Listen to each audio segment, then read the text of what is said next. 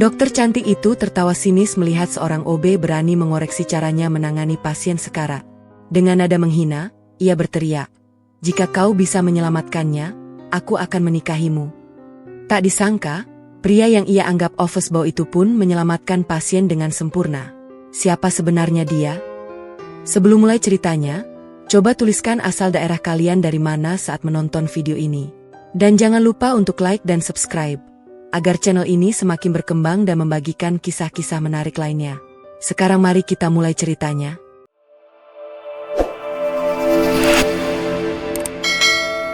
Udara di ruang gawat darurat Rumah Sakit Harapan Bunda terasa seperti saus kental yang mendidih. Suara mesin ventilator, deru napas pasien, dan teriakan perawat berpadu menjadi simfoni kekacauan yang biasa saja bagi Dr. Aisyah. Dokter cantik berusia 29 tahun itu berdiri tegap di tengah pusaran, jas putihnya bersih tanpa celah meski keringat mulai membasahi pelipisnya. Aisyah adalah bintang di rumah sakit ini. Lulusan spesialis gawat darurat dengan segudang prestasi, ia disegani sekaligus ditakuti. Tatapannya tajam, ucapannya seringkali menusuk, dan ia tidak pernah ragu menunjukkan superioritasnya. Terutama terhadap pria. Terutama terhadap mereka yang menurutnya tidak kompeten. Dan tidak ada yang lebih tidak kompeten di matanya selain Arman, petugas kebersihan laki-laki yang setiap hari menyapu lorong, mengepel lantai, dan membawa kantong sampah medis. Arman. Namanya sederhana, penampilannya juga biasa. Kemeja abu-abu lusuh dengan logo rumah sakit yang pudar, celana panjang hitam yang sudah mulai berbulu, serta sepatu boot karet yang selalu basah. Wajahnya tidak terlalu tampan, namun ada ketenangan aneh di sorot matanya. Seperti orang yang tahu sesuatu yang tidak diketahui orang lain. Aisyah membencinya, bukan karena Arman jahat, tapi karena Arman terlalu sering berada di tempat yang salah pada waktu yang salah. Pagi itu, misalnya, Aisyah sedang memeriksa pasien dengan luka tembus di dada. Dia membutuhkan fokus total. Tapi di sudut ruangan, Arman dengan tenang mengepel noda darah di lantai. Gerakannya lambat, metodis, seperti sedang melakukan ritual. "Kau tidak lihat ini ruang darurat? Kau bisa minggir, Pak OB." Aisyah menyembur dengan suara tinggi. Matanya menyala. "Ini urusan nyawa, bukan urusan pel. Cepat pergi." Arman menoleh. Tidak marah, tidak tersinggung. Ia hanya mengangguk pelan, lalu mundur tanpa suara. Perawat yang melihat itu hanya bisa menghela napas. Mereka sudah terbiasa. Aisyah memang terkena. Tapi hari itu, takdir sedang menyusun rencana lain. Saat ruangan sedikit sepi, Aisyah berjalan menuju lorong belakang untuk mengambil napas. Melewati ruang penyimpanan alat bekas, ia melihat secercah cahaya dari selap pintu yang terbuka. Matanya menangkap bayangan seseorang yang sedang duduk di lantai, dikelilingi tumpukan kardus. Itu Arman. Dan di tangannya, ia memegang sesuatu. Sebuah buku tebal dengan sampul berwarna biru tua. Aisyah mendekat diam-diam. Dari balik pintu, ia membaca judul buku itu. Bedah Jantung Edisi Terbaru, Prosedur Kritis dan Penanganan Gawat Darurat. Ia hampir tertawa. Seorang OB membaca buku bedah jantung. Sungguh pemandangan yang menggelikan. "Wah, Pak Arman mau jadi dokter?" Aisyah menyeringai sambil masuk. Suaranya penuh sarkasme. Arman tidak terkejut. Ia menutup buku pelan, lalu menatap Aisyah dengan senyum tipis.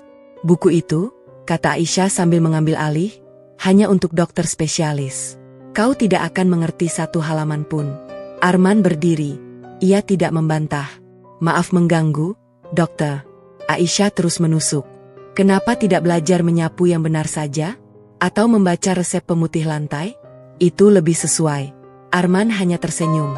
Ia melipat buku itu, menyelipkannya di balik rompi kebersihannya, lalu berjalan pergi tanpa sepatah kata. Aisyah merasa puas. Ia kembali ke ruang gawat darurat dengan dada membusung. Tapi di dalam hatinya, ada getar aneh yang tidak bisa ia jelaskan. Mengapa pria itu tidak pernah melawan? Mengapa ia selalu tenang? Dan yang paling mengganggu, mengapa buku itu terlihat sudah usang, penuh dengan catatan pinggir tulisan tangan yang rapi? Sore harinya, Aisyah mendapat telepon. Ada pasien baru yang akan tiba dalam 15 menit. Pasien kritis. Henti jantung total. Dan dokter spesialis jantung yang bertugas sedang terjebak macet di tol. Aisyah meremas gagang telepon. Wajahnya berubah pucat. Ini adalah malam yang akan mengubah hidupnya selamanya. Meski ia belum tahu. Dari ujung lorong, Tanpa suara, Arman muncul dengan ember dan kain pel. Ia menunduk, mulai membersihkan lantai yang ternoda oleh tetesan infus. Tangan kanannya bergerak pelan, tapi matanya sesekali melirik ke arah papan monitor jantung yang mulai menampilkan gelombang tidak beraturan. Dunia Aisyah akan berguncang dalam hitungan menit. Dan seorang OB yang ia hina akan berdiri di pusat badai itu. Suara sirine ambulans memecah malam yang sudah mulai sunyi. 2 paramedis mendorong Tandu dengan cepat memasuki ruang gawat darurat. Pasien bernama Om Handoko, seorang pria parubaya dengan wajah membiru, dadang naik turun tidak beraturan, dan mati setengah terbuka. Perawat kepala segera menyambut dengan laporan singkat. Henti jantung total. Tekanan darah tidak terdeteksi. Pasien sudah tidak sadar sejak 30 menit yang lalu. Aisyah berlari menghampiri. Wajahnya tegang. Ia segera memeriksa nadi di leher pasien. Tidak ada. Ia memeriksa reaksi pupil. Tidak ada. Jantung pasien benar-benar berhenti. Aisyah berteriak meminta peralatan. Defibrilator. Obat adrenalin. Tim resusitasi segera dibentuk. 2 perawat mulai melakukan kompresi dada secara bergantian. Dokter lain memasang jalur infus. Tapi ada masalah besar. Dokter spesialis jantung yang biasanya menangani kasus seperti ini, Dr. Herman, masih terjebak di jalan. Macet parah karena ada kecelakaan di gerbang tol. Telepon selulernya tidak bisa diangkat. Perawat menghubungi supervisor, tapi jawabannya sama. Tidak ada dokter jantung lain yang bisa datang dalam waktu cepat. Aisyah menggigit bibirnya. Dia adalah dokter gawat darurat, bukan ahli jantung. Dia tahu prosedur dasar, tapi untuk kasus sekompleks ini, dia tidak punya cukup pengalaman. Semua yang dia coba tidak membuahkan hasil. Pasien tetap membiru. Monitor jantung hanya menampilkan garis lurus sesekali diselingi getaran kecil yang tidak berarti. Ruang gawat darurat menjadi panas. Setiap orang panik. Perawat saling berpandangan. Dokter junior mulai gemetar. Aisyah berteriak lagi. Pasang pacing eksternal. Coba kejut dengan 200 joule. Semua dilakukan, tapi tidak ada perubahan. Pasien sekarat di depan mata mereka. Di tengah hiruk-pikuk itu, tidak ada yang memperhatikan seorang pria dengan seragam kebersihan sedang mengepel lantai di sudut ruangan. Arman. Ia tidak seperti staf kebersihan lain yang akan lari ketakutan melihat kekacauan. Ia justru mendekat perlahan. Matanya tidak melihat ke lantai, tapi ke monitor jantung. Tangannya berhenti memegang gagang pel. Bibirnya bergerak seperti menghitung sesuatu. Tidak ada yang peduli dengan Arman. Apalagi Aisyah. Saat Aisyah hampir menangis karena pasien mulai menunjukkan tanda-tanda kematian otak, tiba-tiba ia mendengar suara pelan dari sampingnya. Suara itu tenang, tidak panik. Jauh berbeda dengan teriakan semua orang di ruangan itu. Ikat arteri subklavia kiri sebelum melakukan kompresi berikutnya. Itu yang dikatakan Arman. Aisyah menoleh dengan mata melotot. Ia melihat Arman berdiri hanya 1 meter dari pasien, masih memegang gagang pel, tapi wajahnya serius. Wajah yang sama sekali tidak pantas untuk seorang OB. Aisyah ingin membentak, tapi sesuatu menghentikannya. Baru saja, saat Arman mengatakan itu, monitor jantung menunjukkan sedikit perubahan. Gelombang kecil yang tadinya tidak ada, sekarang muncul. Kau gila? Aisyah membentak setengah berbisik. Kau OB, kau tidak berhak memberi instruksi medis. Arman tidak mundur. Ia menatap Aisyah dengan mata yang dalam. Ada ketenangan yang aneh di sana. Ketenangan seorang ahli yang sudah melihat 1000 kematian. Dokter, kata Arman dengan suara pelan, pasien ini akan mati dalam 3 menit jika tidak segera dilakukan tindakan. Percayalah pada saya, atau biarkan saya yang melakukannya. Semua orang di ruangan itu terdiam. Seorang petugas kebersihan meminta izin untuk menangani pasien sekarat. Ini gila, ini di luar nalar. Tapi tidak ada yang tertawa. Karena dalam diam itu, mereka semua melihat sesuatu. Tangan kanan Arman yang bebas dari gagang pel, kini bergerak dengan sangat terampil. Ia meraih alat suntik dari nampan. Gerakannya tepat. Tidak gemetar. Sama sekali tidak seperti tangan orang yang hanya terbiasa memegang kain pel. Aisyah terperangah. Ia melihat Arman dengan pandangan baru. Untuk pertama kalinya, ia merasa kehilangan kendali. Dunia yang selama ini ia bangun, di mana ia adalah yang terhebat dan semua orang di bawahnya, mulai retak. Dan di balik retakan itu, ada sosok misterius yang selama ini ia hina. Seorang OB yang tiba-tiba berbicara seperti profesor bedah jantung. Ambil keputusan, Dokter. Suara Arman terdengar tegas. Waktu pasien hampir habis. Monitor jantung mulai memancarkan bunyi peringatan panjang. Bunyi yang berarti kematian. Aisyah menggigit bibir. Air mata hampir jatuh dari pelupuk matanya. Dan dalam detik yang terasa seperti satu abad, ia mengangguk pelan. Lakukan. Arman meletakkan gagang pel dengan sangat hati-hati. Ia melepas sarung tangan karet berwarna biru tua yang biasa ia pakai untuk membersihkan lantai. Lalu dengan gerakan yang cepat namun tenang, ia mengambil sarung tangan steril dari meja alat. Semua mata tertuju padanya. Perawat, dokter junior, bahkan pasien lain yang masih sadar ikut menatap pria berkemeja abu-abu itu. Aisyah berdiri di sampingnya dengan jantung berdebar kencang. Ia tidak tahu apa yang baru saja ia izinkan. Seorang petugas kebersihan memegang alat suntik di ruang gawat darurat. Ini bisa berakibat pada pencabutan izin praktiknya. Tapi tidak ada waktu untuk berpikir. Pasien sudah membiru. Dadanya tidak lagi bergerak. Arman mendekati pasien. Ia memeriksa nadi di leher dengan jari telunjuk dan jari tengah. Matanya menyipit. Ia menghitung dalam hati. Lalu ia meraih alat intubasi. Sebuah selang plastik panjang yang digunakan untuk membantu pernapasan. Aisyah hampir berteriak karena prosedur itu sangat rumit. Satu kesalahan bisa merusak tenggorokan pasien. Tapi Arman melakukannya dengan sempurna. Lidah pasien ditekan, selang dimasukkan pada sudut yang tepat, balon kecil dikembangkan untuk mengunci posisi. Semua dalam hitungan 10 detik. Seorang perawat senior yang sudah 20 tahun bekerja di ruang gawat darurat, ternganga. Aku tidak percaya, bisiknya. Dibutuhkan waktu 5 tahun untuk bisa melakukan intubasi secepat itu. Arman tidak berhenti. Ia mengambil alat suntik berisi adrenalin. Dosis yang tepat, tidak kurang tidak lebih. Disuntikkan melalui jalur infus. Lalu ia meminta perawat untuk menyiapkan alat pacu jantung eksternal. Tapi tidak dengan cara biasa. Arman memerintahkan elektroda ditempatkan di posisi yang tidak standar. Sedikit ke kiri dari posisi normal. Perawat ragu. Aisyah ragu. Tapi Arman menatap mereka semua dengan mata yang tidak bisa dibantah. Itu mata seorang komandan. Lakukan, katanya tegas. Perawat itu menurut.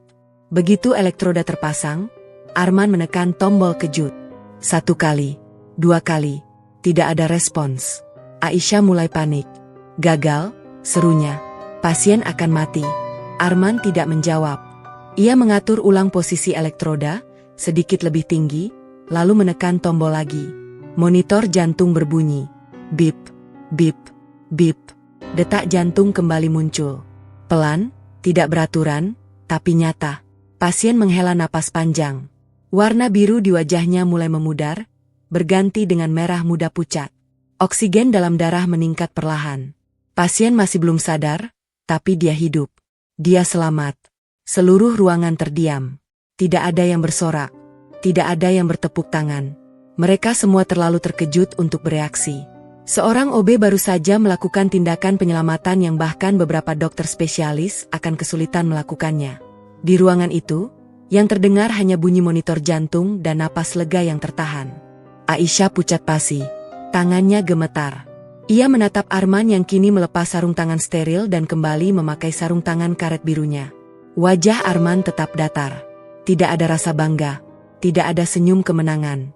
Seperti ia baru saja melakukan hal yang paling biasa. Arman mengambil gagang pel yang tadi ia letakkan. Ia mulai mengepel lantai lagi, membersihkan genangan kecil yang terbentuk saat tim medis panik tadi. Gerakannya kembali lambat, seperti tidak terjadi apa-apa.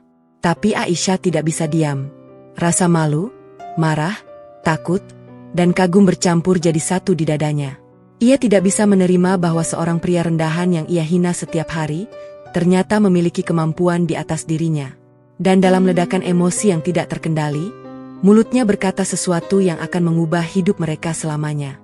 Dengan suara tinggi yang membuat semua orang menoleh, Aisyah berteriak. Kau hanya beruntung, Pak Arman. Kau hanya kebetulan membaca buku itu. Tapi kau tetap OB. Kau tetap tidak pantas. Arman berhenti mengepel. Ia menatap Aisyah tanpa marah. Aisyah terus menusuk. Tidak puas dengan rasa malunya sendiri, ia mencari cara untuk menghina Arman lebih dalam lagi. Ia tidak tahu mengapa ia melakukan itu. Mungkin karena ego. Mungkin karena ia tidak bisa menerima kenyataan. Lalu ia mengucapkan kalimat terlarang itu. Dengan suara lantang di depan semua perawat dan pasien, Aisyah berkata, "Baiklah, Pak Arman. Saya akan menikahi Anda, jika Anda mampu menyelamatkan pasien yang sekarat tersebut." Ruangan menjadi hening sempurna. Semua orang menahan napas. Perawat senior itu menutup mulutnya dengan tangan. Dokter junior hampir menjatuhkan stetoskop. Mereka tahu, ini bukan lelu biasa. Ini adalah taruhan yang menghina.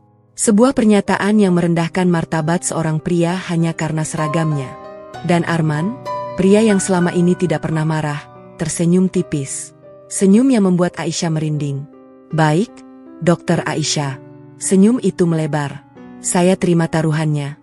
Aisyah terdiam. Ia baru menyadari apa yang baru saja ia lakukan. Dan dari cara Arman tersenyum, ia tahu sesuatu yang mengerikan. Pria ini tidak pernah berencana untuk kalah. Pasien Om Handoko stabil.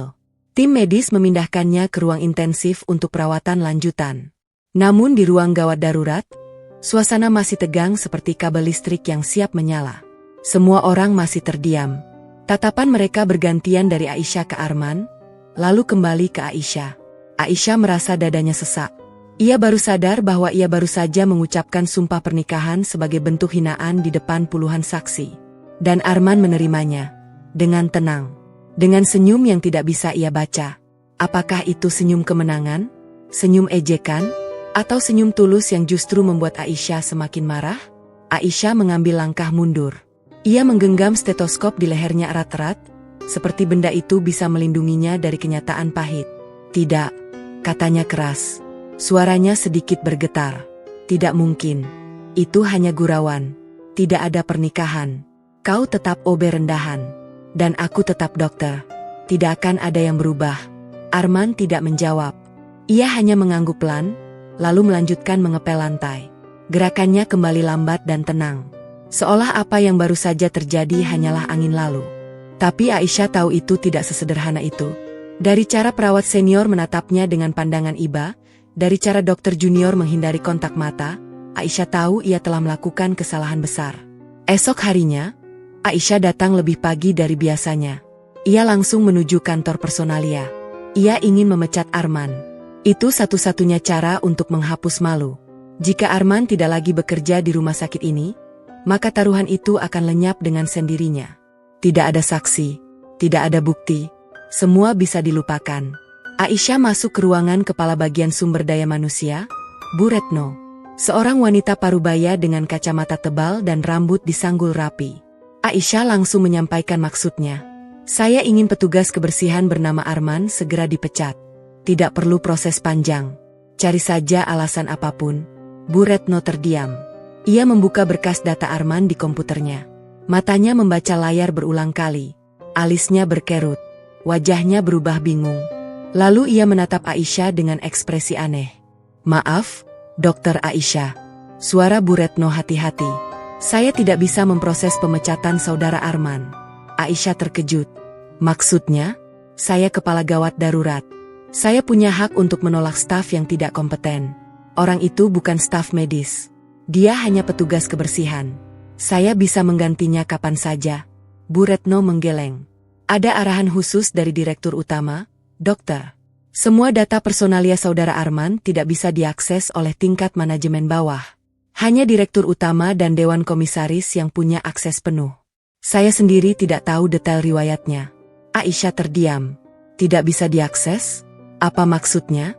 "Yang saya tahu," kata Bu Retno pelan, "status saudara Arman bukan pegawai kontrak. Bukan juga pegawai tetap biasa. Ada kode khusus di berkasnya yang belum pernah saya lihat sepanjang karir saya. Kode itu hanya muncul untuk keluarga pemilik rumah sakit." Aisyah merasakan dingin menjalari tulang punggungnya. Keluarga pemilik rumah sakit? Rumah sakit Harapan Bunda dimiliki oleh Grup Hermawan, konglomerat rumah sakit swasta terbesar di provinsi ini. Tidak mungkin seorang petugas kebersihan berhubungan dengan keluarga sekaya itu. "Apakah Arman anak Bu Hermawan?" Aisyah bertanya setengah bergurau, tapi suaranya serius. Bu Retno tidak menjawab. Ia hanya menatap Aisyah dengan pandangan yang membuat Aisyah semakin tidak tenang. "Saya tidak bisa mengatakan apapun, Dokter. Maaf." Aisyah keluar dari ruangan dengan langkah gontai. Kepalanya pusing. Ia berjalan menyusuri lorong menuju ruang rawat intensif. Ia ingin memeriksa kondisi Om Handoko, pasien yang semalam hampir mati. Tapi di tengah perjalanan, ia berhenti. Di ujung lorong, ia melihat Arman sedang duduk di bangku panjang, sendirian. Pria itu memegang ponsel. Aisyah mendekat pelan, bersembunyi di balik tiang. Ia melihat layar ponsel Arman. Ada sebuah dokumen terbuka. Judul dokumen itu tertulis dengan huruf besar. Laporan evaluasi kinerja rumah sakit. Tahun ini, status rahasia. Aisyah menahan napas. Laporan evaluasi kinerja? Seorang petugas kebersihan membuat laporan evaluasi untuk rumah sakit? Itu tidak masuk akal. Lalu matanya menangkap sesuatu yang lain. Di sudut bawah layar, ada tanda tangan digital. Tanda tangan itu bukan atas nama Arman, tapi atas nama seseorang dengan gelar dokter. Dokter Arman Wijaya, spesialis bedah jantung. Aisyah hampir menjatuhkan stetoskopnya. Ia berlari kembali ke ruang gawat darurat tanpa suara. Dadanya naik turun. Arman Wijaya. Nama itu sangat terkenal di dunia medis. Seorang ahli bedah jantung yang lulus dari universitas terbaik di luar negeri. Yang katanya sedang menjalani misi khusus di sebuah rumah sakit, tapi tidak ada yang tahu di mana. Dan pria itu selama ini mengepel lantai di depannya. Setiap hari, selama berbulan-bulan. Aisyah duduk di kursinya, tubuhnya lemas. Ia baru sadar bahwa ia tidak hanya dihina oleh seorang petugas kebersihan. Ia baru sadar bahwa ia telah menghina seseorang yang berada di langit di atasnya. Dan taruhan pernikahan itu kini bukan lagi lelucon. Itu adalah jerat yang ia pasang sendiri untuk lehernya sendiri. Di luar ruangan, dari balik kaca tembus pandang, Arman menatap Aisyah. Wajahnya tidak lagi datar. Ada kesedihan di sana, dan sesuatu yang mirip dengan rasa iba. 3 hari berlalu sejak malam itu. Aisyah tidak bisa tidur. Setiap kali ia memejamkan mata, yang muncul adalah bayangan tanda tangan digital di ponsel Arman. Dokter Arman Wijaya, spesialis bedah jantung. Nama itu menghantui setiap sudut pikirannya. Ia mulai mengamati Arman secara diam-diam. Dari kejauhan. Seperti detektif yang sedang memburu rahasia besar. Pagi-pagi buta, Aisyah sudah tiba di rumah sakit. Ia tidak langsung masuk ke ruang gawat darurat. Sebaliknya, ia bersembunyi di balik pilar dekat pintu masuk belakang, tempat biasanya petugas kebersihan berganti seragam. Pukul 5:30, Arman datang. Ia berjalan dengan langkah ringan, tidak seperti orang yang lelah karena bekerja keras. Aisyah memperhatikan dari celah tiang. Arman masuk ke ruang ganti pria. 3 menit kemudian, ia keluar dengan seragam kebersihan abu-abu. Tidak ada yang aneh. Tapi Aisyah melihat sesuatu. Sepatu boot karet yang Arman pakai tidak seperti sepatu petugas kebersihan biasa. Solnya tebal, berkualitas tinggi, dan ada logo kecil di bagian tumit. Logo sebuah perusahaan alas kaki Jerman yang terkenal mahal. Seorang OB memakai sepatu seharga 5 juta rupiah? Aisyah bergumam dalam hati. Ia mengikuti Arman dari jarak aman. Arman memulai rutinitasnya. Mengepel lantai lorong utama, membersihkan ruang tunggu, membuang sampah medis dari setiap ruangan. Semua dilakukan dengan teliti. Tapi Aisyah melihat sesuatu yang tidak biasa. Setiap kali Arman melewati ruang perawat, beberapa perawat senior menundukkan kepala dengan hormat. Bukan hormat seperti ke OB, tapi hormat seperti ke atasan. Dan Arman hanya tersenyum tipis tanpa membalas. Menjelang siang, Aisyah mengikuti Arman ke lantai 3. Tempat itu adalah kantor direksi. Arman tidak mungkin masuk ke sana. Petugas kebersihan hanya punya akses ke lantai dasar hingga lantai 2. Lantai 3 adalah zona terlarang bagi staf non-medis. Tapi Aisyah melihat Arman melangkah masuk ke pintu kaca yang bertuliskan akses terbatas. Ia tidak menyentuh kartu identitas di lehernya. Tidak menekan tombol bel. Pintu itu terbuka dengan sendirinya. Seperti membaca sidik jari atau retina. Aisyah nyaris berteriak. Ia berlari mendekati pintu itu setelah Arman masuk. Ia mencoba membuka gagangnya. Terkunci. Lalu ia menoleh ke sisi kanan pintu, di mana biasanya ada pemindai kartu. Pemindai itu menyala biru. Ada tulisan kecil di atasnya. Hanya untuk akses level direktur utama dan keluarga. Aisyah mundur selangkah. Kepalanya berputar. Keluarga? Arman memiliki akses keluarga direktur utama? Lalu matanya tertuju pada saku belakang celana Arman yang terlihat dari balik pintu kaca tembus pandang. Ada sebuah kartu berwarna emas. Bukan biru seperti staf kebersihan. Bukan merah seperti perawat. Bukan hijau seperti dokter, tapi emas. Warna yang selama ini hanya Aisyah lihat di leher direktur utama dan 2 orang komisaris. Aisyah berlari turun menuju ruang gawat darurat. Dadanya sesak. Ia duduk di kursinya dengan keringat dingin. Tangannya gemetar saat mengambil botol air minum. Ia belum pernah merasa sekecil ini. Selama ini ia menganggap dirinya yang paling berkuasa di lantai dasar. Ternyata ada singa yang tidur di antara tikus-tikus. Sore harinya, Aisyah memanggil perawat senior bernama Marni. Perawat yang sudah 20 tahun bekerja di Rumah Sakit Harapan Bunda. Marni adalah sumber informasi paling dapat dipercaya. Aisyah bertanya dengan hati-hati. Bu Marni, apa Bapak pernah melihat keanehan pada OB bernama Arman? Marni terdiam. Wajahnya berubah tegang. Ia melihat ke kiri dan ke kanan, memastikan tidak ada orang lain, lalu berbisik. Dokter Aisyah, sejujurnya, saya sudah melihat banyak hal aneh selama bertahun-tahun. Tapi pria itu, kata Marni dengan suara bergetar, 2 minggu yang lalu, saya melihat dia memberi instruksi medis melalui telepon. Bukan instruksi biasa. Dia menyebutkan dosis obat yang sangat spesifik, nama prosedur yang bahkan saya tidak pernah dengar. Lalu teleponnya ditutup. Setelah itu, pasien di ruang intensif yang hampir mati, sembuh total dalam semalam. Aisyah menelan ludah. Lalu kenapa ibu tidak melaporkan? Marni menggeleng. Siapa yang akan saya laporkan? Dokter? Direktur? Mereka semua tunduk padanya. Saya melihat sendiri, dokter. Pekan lalu, direktur utama datang ke lantai dasar, menemui Arman, lalu membungkukkan badan. Membungkuk. Seorang direktur utama membungkuk pada petugas kebersihan. Aisyah tidak bisa berkata-kata lagi. Ia hanya bisa duduk terdiam. Di luar jendela, matahari mulai tenggelam. Langit berwarna jingga kemerahan. Dan dari balik kaca ruang gawat darurat, Aisyah melihat bayangan Arman yang sedang membersihkan lantai lorong. Pria itu menatapnya sekilas, tersenyum, lalu berjalan pergi dengan tenang. Aisyah tahu, pertandingan baru saja dimulai, dan ia sudah kalah sebelum berperang. Seminggu setelah insiden malam itu, rumah sakit mulai berbisik tentang sesuatu yang tidak biasa. Sebuah pengumuman aneh muncul di papan pengumuman staf. Evaluasi kinerja besar-besaran akan dilakukan dalam bulan ini. Semua staf, dari dokter spesialis hingga petugas kebersihan, akan dinilai secara rahasia oleh seorang auditor independen. Tidak ada yang tahu siapa auditor itu. Tidak ada yang tahu kriteria penilaiannya. Yang jelas, hasil evaluasi akan menentukan nasib setiap karyawan, termasuk kemungkinan promosi atau pemecatan. Aisyah membaca pengumuman itu berulang kali. Matanya menangkap satu kalimat yang membuat bulu kuduknya berdiri. Auditor akan beroperasi dalam penyamaran dan telah berada di lingkungan rumah sakit sejak 3 bulan lalu. 3 bulan. Itu persis saat Arman mulai bekerja sebagai petugas kebersihan. Aisyah menoleh ke sekeliling ruang perawat.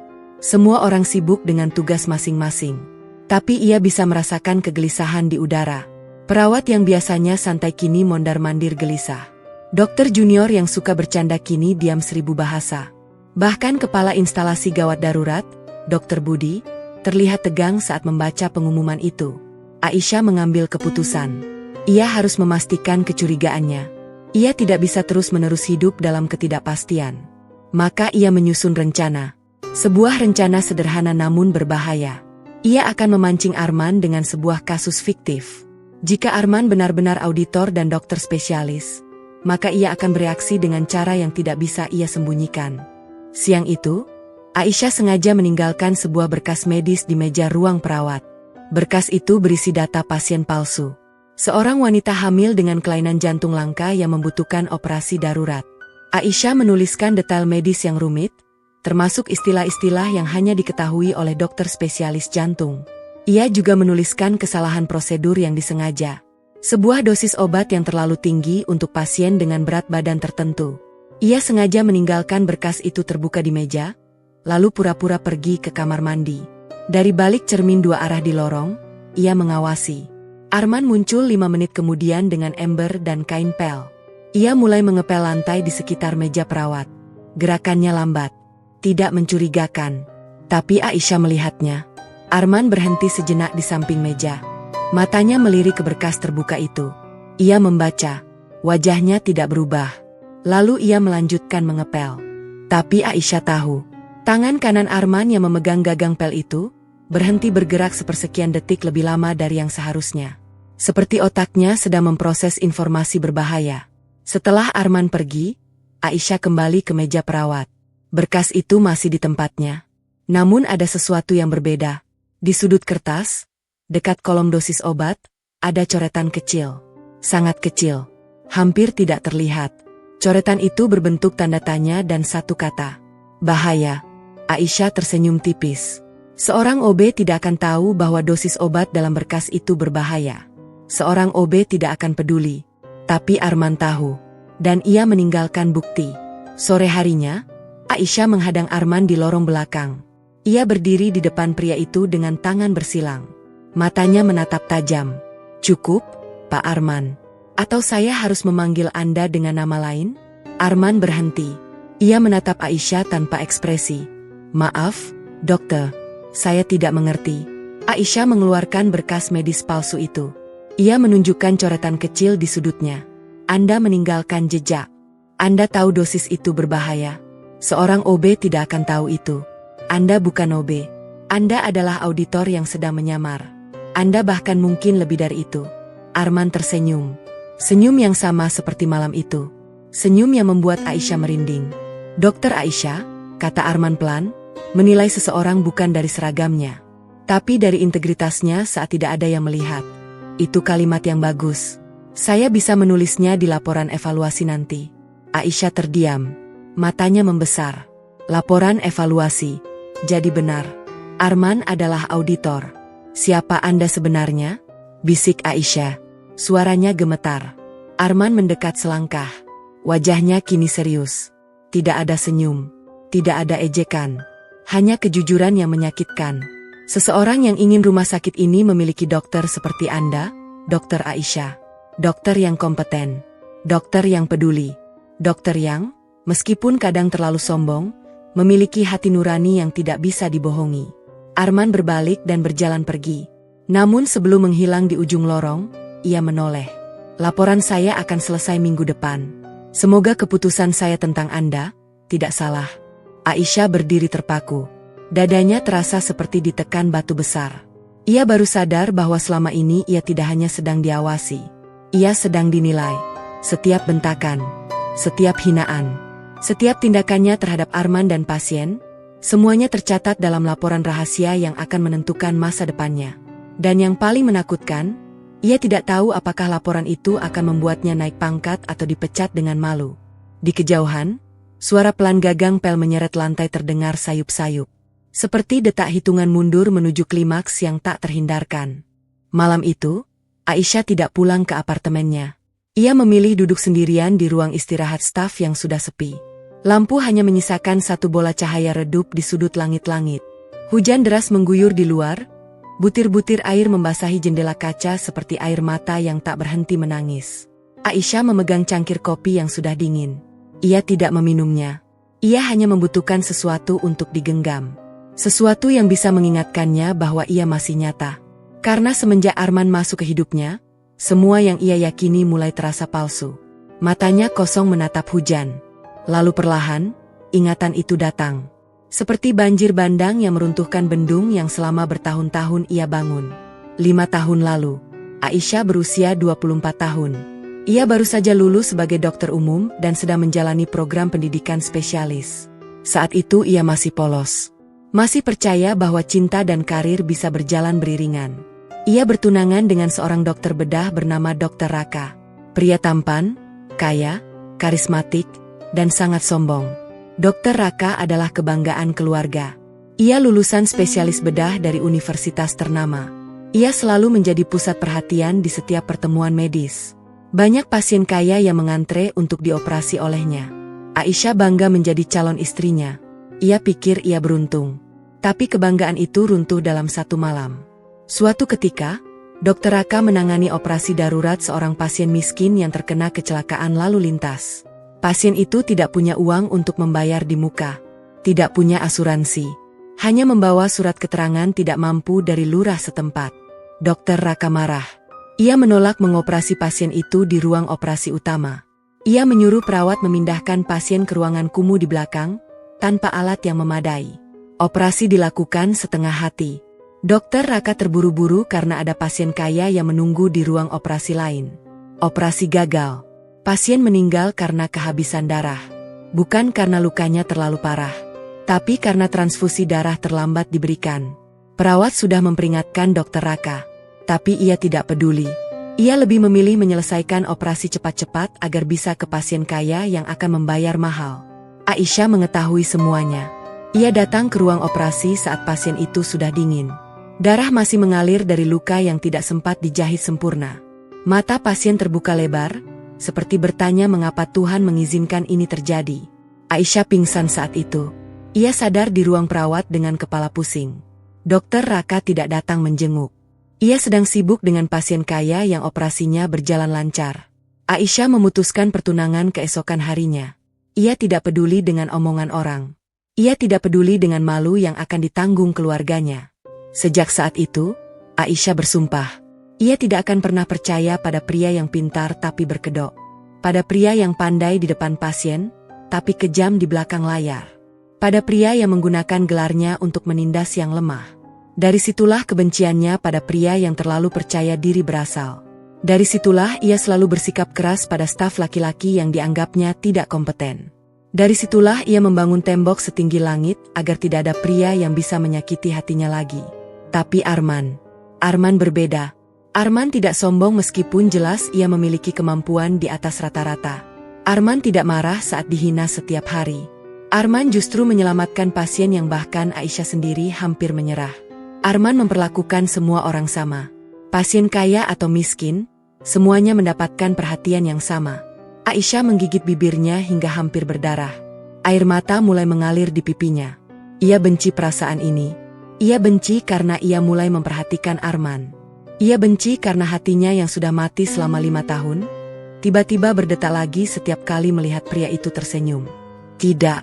Aisyah mengguncang kepalanya keras-keras. Tidak bisa.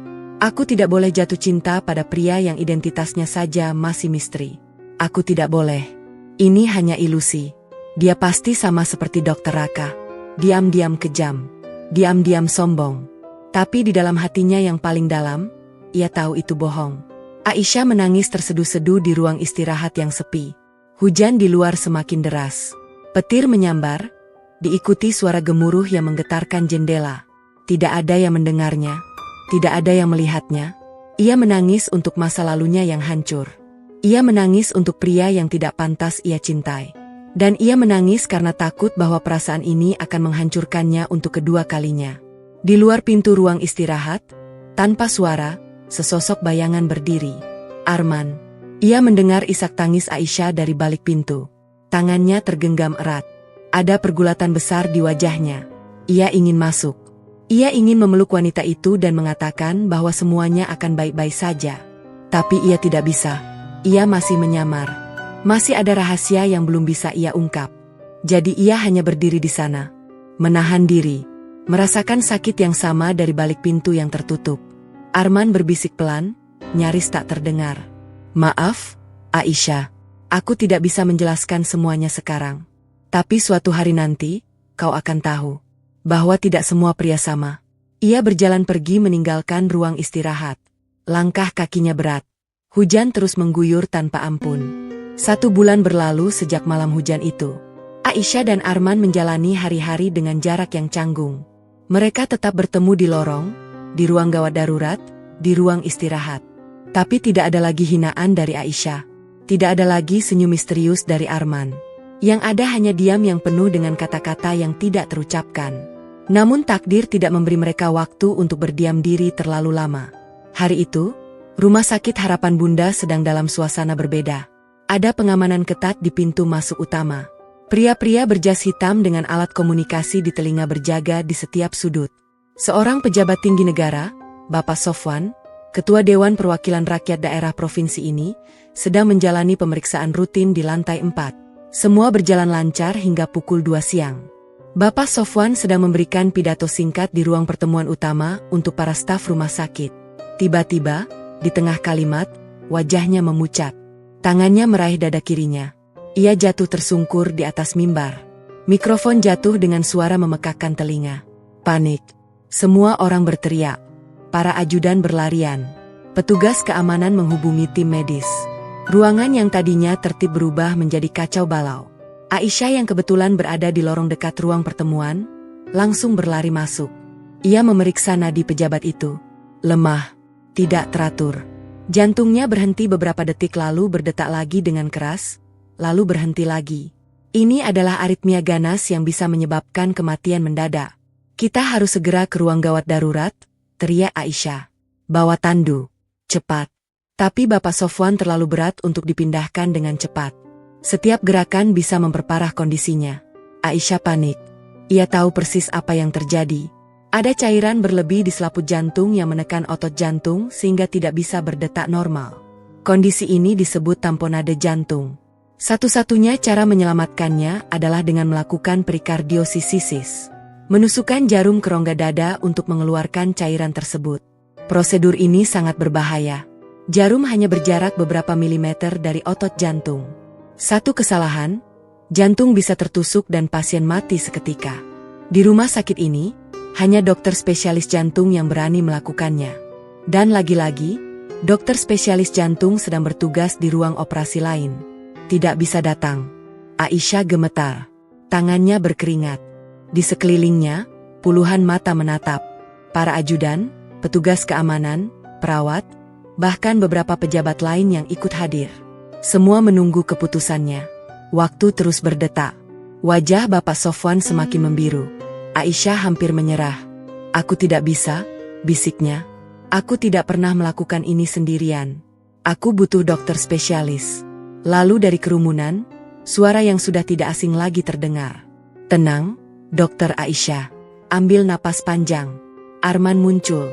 Ia tidak membawa ember atau kain pel hari ini. Tangannya kosong. Seragam kebesarannya masih melekat, abu-abu lusuh dengan logo pudar. Tapi matanya berbeda. Matanya terang, penuh keyakinan, seperti seorang jenderal yang akan memimpin perang. Arman mendekati Aisyah. Ia berdiri tepat di sampingnya. Lihat saya, dokter, katanya pelan. Aisyah menoleh. Wajah Arman begitu dekat. Untuk pertama kalinya, Aisyah melihat kerutan di dahi Arman. Kerutan yang menunjukkan bahwa pria ini juga merasakan beban yang berat. Kita tidak punya waktu, kata Arman. Bapak Sofwan akan mati dalam 3 menit jika cairan di jantungnya tidak dikeluarkan. Saya akan memandu Anda. Anda yang akan menusuk jarumnya. Aisyah terkejut. Saya? Tidak. Saya tidak bisa. Saya belum pernah. Arman meraih tangan kanan Aisyah. Genggamannya hangat dan kuat. Bukan genggaman yang memerintah, tapi genggaman yang meyakinkan. Saya di sini, bisik Arman. Saya tidak akan membiarkan Anda sendirian. Percayalah pada saya, atau Anda kehilangan pasien ini selamanya. Aisyah menatap mata Arman. Di dalam sorot mata itu, ia tidak melihat kebohongan. Tidak melihat kesombongan seperti Dr. Raka dulu. Yang ia lihat adalah ketulusan. Dan untuk pertama kalinya dalam 5 tahun, Aisyah memilih untuk percaya pada seorang pria. Baik, bisik Aisyah. Saya akan melakukannya. Arman mengangguk. Ia berdiri di belakang Aisyah, mengarahkan posisi tangannya. Tepat di sela tulang rusuk kelima, kata Arman. Sudut 45 derajat ke arah tulang dada. Jangan terlalu dalam. Berhenti saat Anda merasakan resistensi berkurang. Aisyah mengambil jarum panjang dengan ujung yang tajam. Tangannya gemetar. Arman memegang pergelangan tangannya, menstabilkannya. Perlahan, Aisyah menusukkan jarum. Semua orang menahan napas. Jarum menembus kulit, menembus otot, menembus selaput jantung.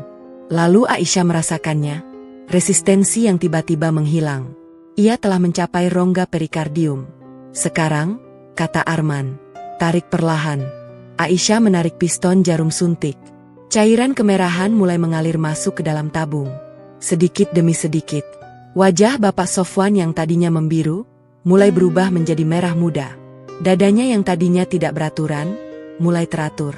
Monitor jantung yang dibawa perawat mulai berbunyi dengan irama normal. Semua orang bersorak. Aisyah melepas jarum dengan tangan masih gemetar. Ia menatap Arman. Air mata mengalir di pipinya. Terima kasih, bisiknya. Arman tersenyum. Bukan senyum kemenangan, tapi senyum lega. Anda hebat, Dokter Aisyah. Anda tidak perlu takut.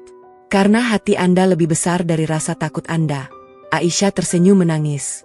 Di tengah kerumunan yang bersorak, hanya ia dan Arman yang saling menatap. Dan di detik itu, Aisyah tahu.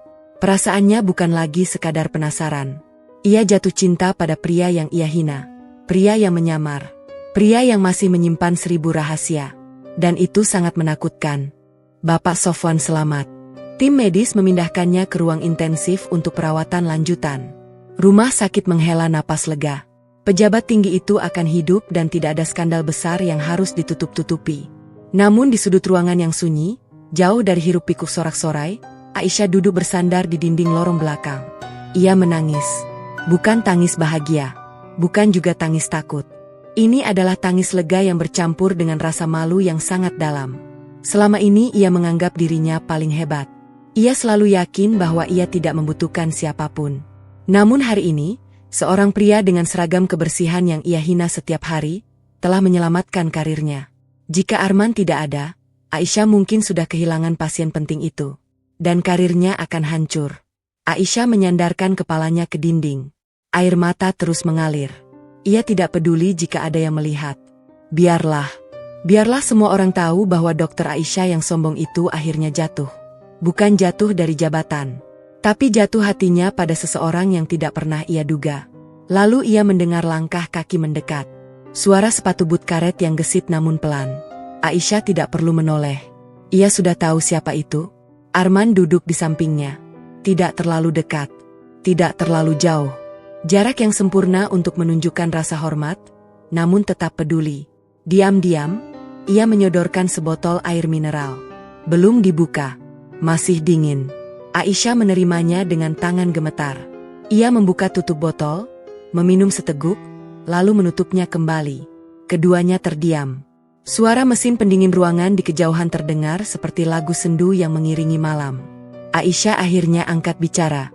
Suaranya parau karena menangis. Siapa sebenarnya Anda, Pak Arman? Bukan maksud saya menghina. Tapi saya perlu tahu. Saya tidak bisa terus hidup dalam kebohongan. Arman menatap lurus ke depan.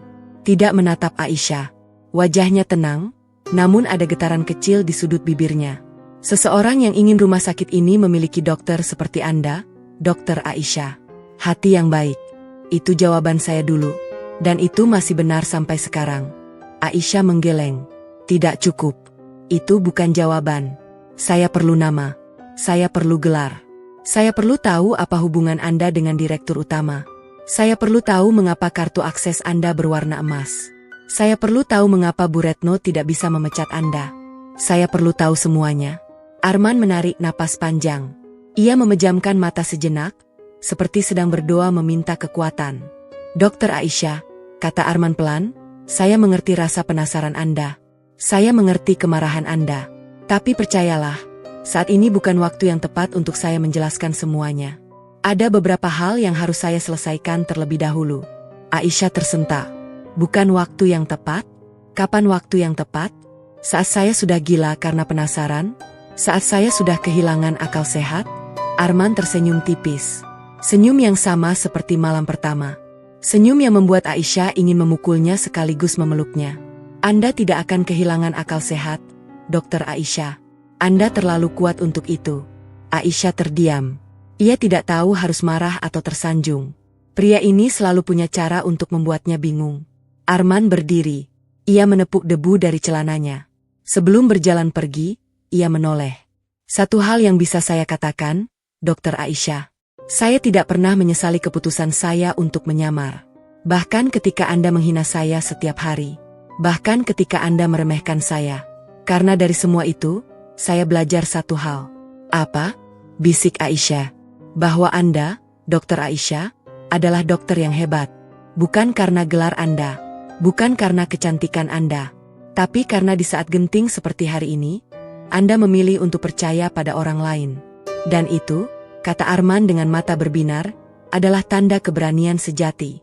Arman berbalik dan berjalan pergi. Aisyah hanya bisa terdiam. Dadanya berdebar tidak karuan. Hatinya yang dulu beku, kini meleleh seperti es terkena matahari musim panas. Aisyah menggenggam botol air mineral yang diberikan Arman. Masih dingin. Tapi entah mengapa, Ia merasakan kehangatan yang menyebar dari telapak tangannya hingga ke seluruh tubuh. Perasaan yang sudah lama hilang. Perasaan yang ia benci sekaligus ia rindukan. Aisyah menatap langit-langit lorong yang kusam. Untuk pertama kalinya dalam 5 tahun, ia berbisik dalam hati. Maafkan aku, Raka. Maafkan aku karena akhirnya aku jatuh cinta lagi. Dan air mata kembali mengalir. Namun kali ini, air mata itu terasa hangat. Bukan dingin seperti masa lalu. Aisyah mulai menerima kenyataan. Ia jatuh cinta pada seorang pria yang ia hina. Pria yang menyamar. Pria yang masih menjadi misteri. Tapi di dalam hatinya, ada keyakinan aneh. Bahwa misteri itu akan segera terungkap.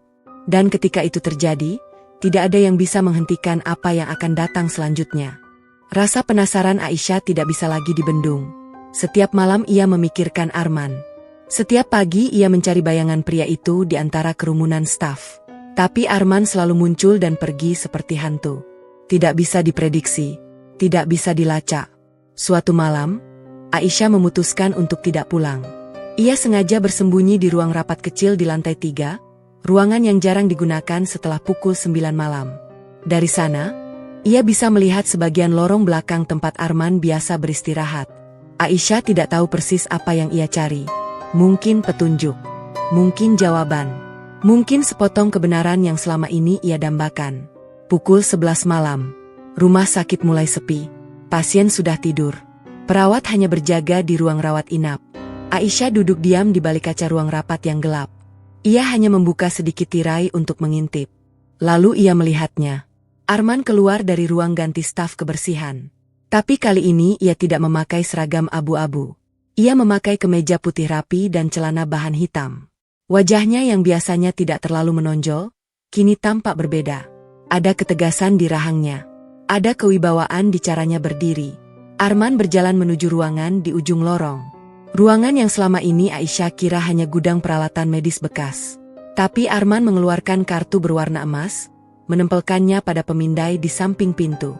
Pintu terbuka tanpa suara. Arman masuk. Aisyah menunggu 30 menit. Lalu dengan hati-hati, ia menyelinap mendekati pintu itu. Ia tidak punya kartu emas.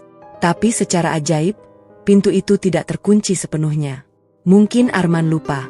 Atau mungkin pintu itu memang dirancang untuk tertutup rapat namun bisa dibuka dari luar dalam keadaan darurat. Aisyah memasuki ruangan itu.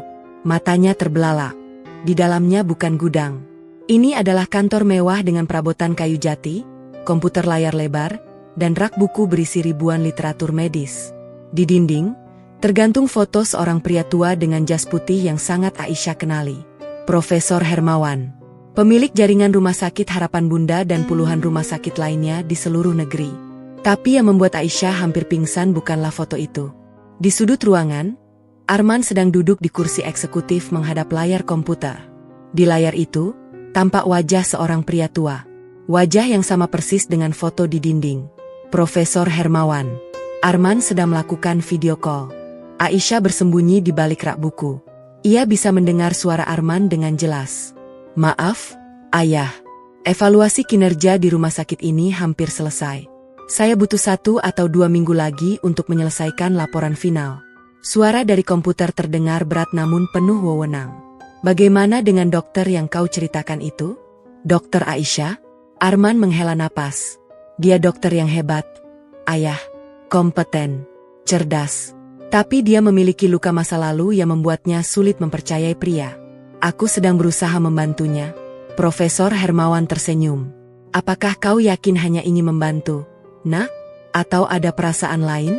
Arman terdiam. Wajahnya memerah meskipun ia berusaha menyembunyikannya. Aku tidak tahu, Ayah. Yang aku tahu, aku tidak ingin meninggalkan rumah sakit ini sebelum dia baik-baik saja. Aisyah mendengar semuanya.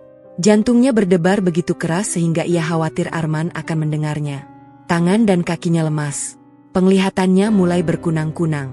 Profesor Hermawan, pemilik rumah sakit. Arman memanggilnya ayah. Maka Arman adalah putra dari pemilik jaringan rumah sakit swasta terbesar di provinsi ini. Arman bukan hanya dokter spesialis bedah jantung. Arman adalah pewaris kerajaan medis yang nilainya mencapai miliaran rupiah. Aisyah mencoba mundur pelan. Tapi kakinya tersandung kabel komputer yang tergeletak di lantai. Ia jatuh terduduk dengan suara keras. Arman menoleh. Matanya terbelalak melihat Aisyah yang pucat pasi di balik rak buku. Dokter Aisyah? Aisyah tidak bisa menjawab. Dadanya sesak. Dunia terasa berputar. Ia melihat Arman berlari menghampiri, mendengar suara panik pria itu memanggil namanya berulang kali. Tapi suara itu semakin jauh, semakin kabur. Lalu semuanya gelap. Aisyah pingsan. Ketika ia sadar, ia terbaring di ruang perawatan staf. Tubuhnya lemas. Kepalanya pusing, ada selimut tipis menutupi tubuhnya. Di atas meja samping tempat tidur, ada sepucuk surat putih bersih dengan tulisan tangan yang rapi. Aisyah meraih surat itu dengan tangan gemetar. Ia membuka lipatannya. Hanya ada satu kalimat di sana. Maaf, saya belum bisa menjelaskan semuanya. Aisyah menutup matanya. Air mata mengalir tanpa suara. Bukan karena sedih, bukan karena marah. Tapi karena ia tahu bahwa pria yang diam-diam ia cintai, ternyata berada di dunia yang sangat jauh dari dirinya. Dan surat pendek itu adalah bukti bahwa Arman belum siap menjemputnya masuk ke dalam dunia itu. Di luar jendela, langit mulai terang. Fajar menyingsing perlahan. Dan Aisyah masih terdiam memegang surat itu, bergulat antara rasa ingin tahu yang membakar dan ketakutan akan apa yang akan terjadi jika kebenaran itu benar-benar terungkap. Aisyah tidak bisa lagi berpura-pura. Setelah kejadian di ruangan rahasia itu, setelah mendengar percakapan Arman dengan Profesor Hermawan, setelah membaca surat pendek yang hanya berisi permintaan maaf tanpa penjelasan, ia tahu ia harus bertindak. Tidak bisa lagi bersembunyi di balik ketakutan. Tidak bisa lagi menunggu waktu yang tepat. Karena waktu tidak pernah menunggu siapapun. 2 hari setelah ia pingsan, Aisyah datang ke rumah sakit lebih awal dari biasanya. Ia tidak memakai jas dokter. Ia hanya memakai kemeja putih polos dan celana panjang hitam. Wajahnya tidak mengenakan riasan. Rambutnya diikat sederhana. Ia tidak ingin terlihat sebagai dokter cantik yang sombong hari ini. Ia ingin menjadi Aisyah yang sesungguhnya. Seorang wanita yang lelah dengan kebohongan. Aisyah mencari Arman ke setiap sudut rumah sakit. Lorong utama, ruang gawat darurat, ruang perawat, ruang cuci, bahkan tempat sampah medis. Tidak ada. Arman menghilang seperti ditelan bumi. Aisyah hampir menyerah ketika seorang perawat junior memberitahunya. Dokter, Pak Arman sedang di ruang bawah tanah. Ruang utilitas. Katanya ada kebocoran pipa. Aisyah bergegas menuju tangga darurat menuju lantai basement. Udara semakin dingin dan lembab setiap langkah yang ia turuni. Lampu neon berkedip-kedip tidak stabil. Bau kaporit dan desinfektan menyengat hidung. Ruang bawah tanah rumah sakit memang jarang dikunjungi. Hanya tempat untuk mesin-mesin besar, pipa air, dan ruang penyimpanan alat berat. Di ujung lorong basement, Aisyah melihat sesosok pria sedang berdiri di depan sebuah panel pipa. Pria itu memakai seragam kebersihan abu-abu yang sudah basah oleh air. Tangannya memegang kunci Inggris, mencoba mengencangkan sambungan pipa yang bocor. Air menetes di sekelilingnya, membentuk genangan kecil di lantai semen yang retak. Arman. Aisyah mendekat dengan langkah tegas. Suara sepatunya bergema di lorong yang sunyi. Arman menoleh. Wajahnya terkejut sesaat, lalu kembali tenang. Ia meletakkan kunci Inggris di samping pipa, lalu berdiri tegak. Dokter Aisyah, ada yang bisa saya bantu? Aisyah tidak menjawab. Ia berdiri tepat di depan Arman, hanya berjarak 1 langkah. Matanya menatap langsung ke mata Arman. Tidak ada rasa takut, tidak ada rasa malu, hanya kebulatan tekad yang membara. Cukup, kata Aisyah dengan suara tegas. Suaranya menggema di ruang bawah tanah yang sempit. Cukup sudah kebohongan ini, Arman? Atau saya harus memanggil Anda Dr. Arman Wijaya? Atau mungkin yang lebih tepat, Tuan Putra pemilik rumah sakit? Arman terdiam. Wajahnya pucat. Tidak ada senyum tipis yang biasa ia tunjukkan. Tidak ada ketenangan yang biasa ia pancarkan. Yang ada hanya kegelisahan yang berusaha ia sembunyikan. Aisyah melanjutkan. Saya mendengar semuanya. Percakapan Anda dengan ayah Anda, Profesor Hermawan. Saya tahu Anda adalah dokter spesialis bedah jantung. Saya tahu Anda menyamar sebagai OB untuk menilai kinerja rumah sakit ini. Saya tahu semuanya. Arman menghela napas panjang. Ia menundukkan kepala, menatap genangan air di kakinya. Ketika ia mengangkat wajah lagi, matanya sembab. Ada kesedihan yang mendalam di sana. Baik, Dokter Aisyah. Arman berbicara pelan, nyaris berbisik. Saya akan mengakui semuanya. Nama saya Dr. Arman Wijaya. Saya lulusan spesialis bedah jantung dari Universitas Heidelberg, Jerman. Saya memang anak dari Profesor Hermawan, pemilik jaringan rumah sakit ini. Dan saya sengaja menyamar sebagai petugas kebersihan selama 6 bulan terakhir untuk menilai budaya rumah sakit dari bawah ke atas. Aisyah menggigit bibirnya. Ia sudah menduga semua itu. Tapi mendengar langsung dari mulut Arman, rasanya seperti ditampar berkali-kali. Dadanya terasa sesak. Matanya mulai berkaca-kaca. Jadi semua ini hanya penilaian? Suara Aisyah bergetar. Penampilan Anda sebagai OB. Keramahan Anda pada pasien. Ketenangan Anda saat dihina setiap hari. Bahkan saat Anda menerima taruhan pernikahan saya yang menghina itu. Semua itu hanya bagian dari penilaian? Arman menggeleng cepat. Tidak, Dokter Aisyah. Bukan seperti itu. Lalu bagaimana? Aisyah meninggikan suara. Air mata mulai mengalir di pipinya. Apakah Anda pikir ini lucu? Saya merasa bodoh. Saya merasa dipermainkan. Selama ini saya menghina Anda. Ternyata Anda adalah orang yang berada di atas saya. Apakah Anda puas? Apakah Anda merasa menang? Arman mengambil langkah maju.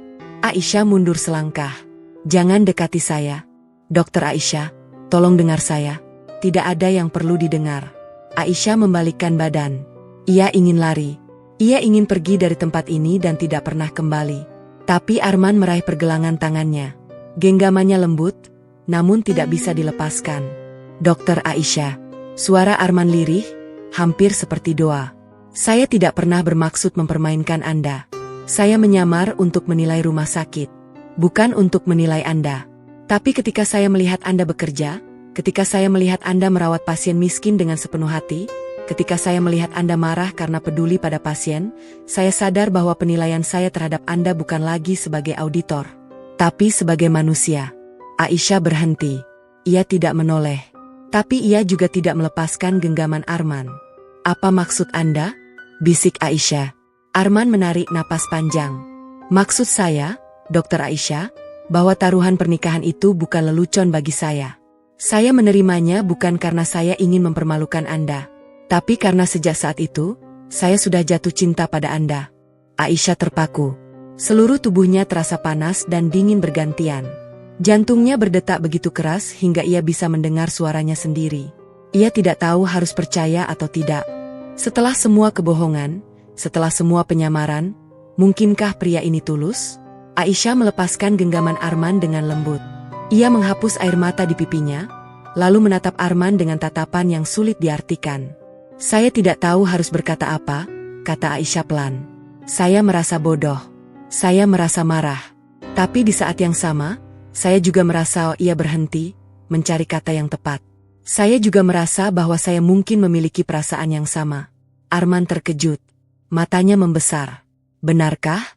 Tapi, Aisyah melanjutkan dengan suara tegas, sebelum kita melangkah lebih jauh, saya butuh waktu. Saya butuh waktu untuk memproses semua ini. Jangan cari saya dulu. Jangan bicara pada saya. Beri saya waktu. Aisyah berbalik dan berjalan cepat menuju tangga. Ia tidak menoleh meskipun ia bisa merasakan tatapan Arman yang terus mengikutinya. Setiap langkah terasa berat. Setiap napas terasa sesak. Ia baru sadar bahwa kebenaran yang ia cari selama ini, ternyata lebih berat daripada yang ia bayangkan. Arman berdiri sendirian di ruang bawah tanah yang lembab. Air masih menetes dari pipa yang bocor. Bunyi tetesan air itu terdengar seperti detak jam yang mengingatkannya pada waktu yang terus berjalan. Ia memejamkan mata, berdoa dalam hati. Aisyah, maafkan aku. Aku tidak akan menyerah padamu. 3 hari telah berlalu sejak pengakuan Arman di ruang bawah tanah. Aisyah tidak datang ke rumah sakit. Ia mengambil cuti mendadak tanpa alasan jelas. Telepon selulernya tidak aktif. Pesan-pesan dari rekan kerja tidak dibalas. Ia mengurung diri di apartemennya, bergulat dengan perasaan yang campur aduk antara marah, malu, bingung, dan cinta yang tidak bisa ia akui sepenuhnya. Namun takdir berkata lain. Pada hari keempat, Aisyah menerima sepucuk surat yang dikirimkan ke apartemennya. Amplop coklat tebal tanpa nama pengirim. Hanya alamatnya yang tertulis rapi. Aisyah membuka amplop itu dengan perasaan tidak enak. Di dalamnya ada secari kertas dan kunci ruangan nomor 17 di lantai dasar Rumah Sakit Harapan Bunda. Di kertas itu tertulis satu kalimat. Hadir malam ini pukul 9. Semua akan terjawab. Aisyah ragu. Ia ingin membuang surat itu dan kembali tidur. Tapi rasa penasaran yang selama ini ia tahan, tiba-tiba meletus seperti gunung berapi. Ia harus tahu.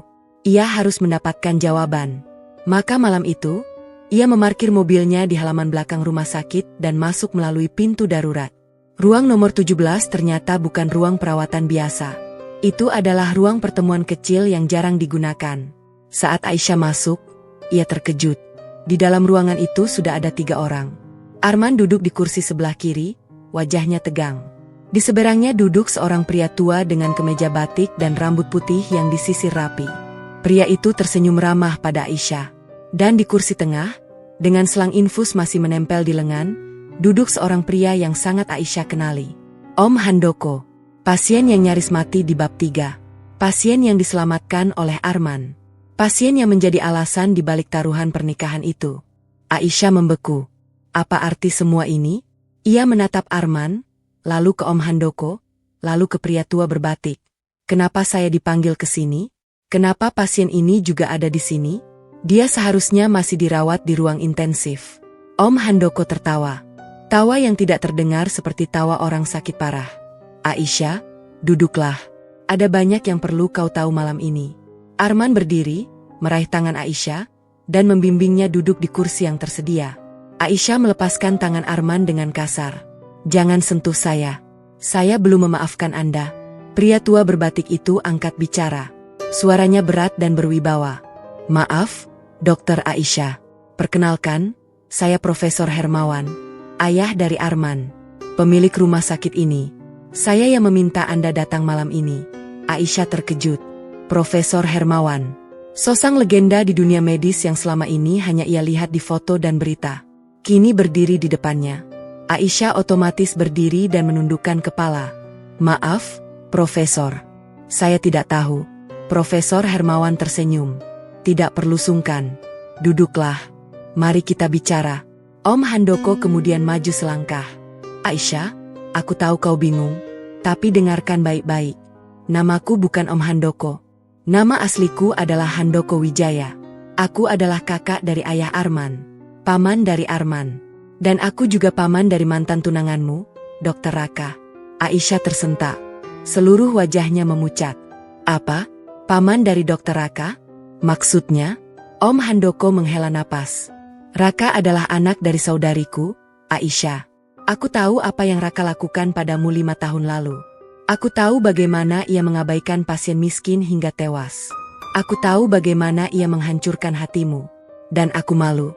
Aku sangat malu karena memiliki keponakan seperti dia. Arman menunduk. Ia tidak berani menatap Aisyah. Om Handoko melanjutkan. Aku sudah bertahun-tahun mencari cara untuk memperbaiki kesalahan keluarga kami. Lalu aku bertemu Arman. Arman adalah keponakanku yang lain, yang sangat berbeda dengan Raka. Arman baik, rendah hati, dan kompeten. Aku tahu Arman sedang menyamar di rumah sakit ini. Aku juga tahu bahwa kau, Aisyah, adalah dokter hebat yang hancur karena perbuatan Raka. Aisyah mulai gemetar. Ia mulai menghubungkan titik-titik yang selama ini tidak ia mengerti. Om Handoko tersenyum. Maka aku menyusun rencana. Aku sengaja pura-pura menjadi pasien kritis. Aku sengaja masuk ke rumah sakit ini saat Arman sedang bertugas. Aku bahkan sengaja mengatur waktu agar dokter spesialis jantung tidak bisa datang. Aku ingin melihat apakah Arman akan bertindak. Dan aku ingin melihat bagaimana kau akan bereaksi, Aisyah. Aisyah berdiri. Wajahnya merah padam. Jadi semuanya rekayasa? Pasien sekarat itu pura-pura. Operasi darurat itu sandiwara. Bahkan ucapan taruhan pernikahan saya. Om Handoko mengangguk pelan. Maaf, Aisyah. Aku yang memanipulasi situasi agar kau mengucapkan kalimat itu. Aku tahu sifatmu yang mudah terpancing emosi. Aku tahu kau akan menghina Arman karena kau pikir dia OB biasa. Aku sengaja membuatmu dalam tekanan sehingga mulutmu berkata tanpa berpikir. Aisyah jatuh terduduk di kursi. Wajahnya pucat pasi. Ia menatap Arman dengan mata berkaca-kaca. Dan Anda? Apakah Anda tahu rencana ini? Arman menggeleng cepat. Tidak, Aisyah. Saya tidak tahu. Saya sungguh-sungguh tidak tahu. Saya pikir Om Handoko benar-benar pasien kritis. Saya bertindak karena saya tidak tega melihat paman saya sekarat. Saya juga tidak tahu bahwa Om Handoko yang merekayasa ucapanmu. Aku tahu semuanya setelah kau pingsan di ruanganku. Profesor Hermawan berdiri. Anak-anak, saya minta maaf atas semua ini. Tapi Om Handoko melakukan ini semua karena niat baik. Dia ingin mempertemukan dua orang hebat yang pantas bersama. Dia ingin keluarga Wijaya memperbaiki kesalahan yang dilakukan Raka. Dan dia ingin kau, Aisyah, tahu bahwa tidak semua pria Wijaya jahat. Aisyah menangis. Ia tidak tahu harus marah pada siapa. Pada Om Handoko yang merekayasa segalanya? Pada Arman yang merahasiakan identitas? Pada Profesor Hermawan yang membiarkan semua terjadi? Atau pada dirinya sendiri karena terlalu mudah terpancing emosi? Aisyah berdiri. Suaranya parau. Saya tidak bisa menerima ini. Saya merasa dipermainkan. Dipermainkan oleh 3 pria sekaligus. Mantan tunangan saya dulu. Anda yang merahasiakan identitas. Dan Anda yang merekayasa pasien palsu. Aisyah berlari keluar ruangan. Air mata mengalir deras. Ia tidak peduli dengan apapun lagi. Ia hanya ingin pergi. Jauh dari semua kebohongan ini. Arman ingin mengejar. Tapi Om Handoko memegang bahunya. Biarkan dia pergi dulu, nak. Dia butuh waktu. Dan kau harus siap kehilangannya jika tidak bisa meyakinkannya dengan tulus. Arman hanya bisa terdiam. Menatap pintu yang tertutup rapat. Di belakang pintu itu, langkah kaki Aisyah semakin menjauh. Mungkin selamanya. Aisyah tidak kembali ke apartemennya. Ia langsung pergi ke bandara. Di dalam mobil taksi, ia menangis terseduh-seduh tanpa suara. Sopir taksi hanya bisa diam sesekali menatap kaca spion dengan prihatin. Aisyah tidak peduli. Biarlah orang asing itu melihatnya hancur. Setidaknya orang asing tidak akan mengkhianatinya seperti 3 pria yang baru saja ia temui. Di bandara, Aisyah membeli tiket pesawat tujuan Jakarta. Pesawat akan berangkat dalam 2 jam. Ia tidak membawa banyak barang. Hanya ponsel, dompet, dan secarik surat pengunduran diri yang ia tulis di atas meja check-in. Surat itu ia kirimkan melalui pesan singkat ke kepala instalasi gawat darurat. Isinya singkat. Saya, Dr. Aisyah, mengundurkan diri dari Rumah Sakit Harapan Bunda. Efektif hari ini. Terima kasih untuk semua kesempatan yang diberikan. Aisyah duduk di ruang tunggu bandara. Matanya sembab. Wajahnya pucat. Ia tidak peduli dengan penampilannya. Yang ia pikirkan hanya satu. Pergi. Jauh.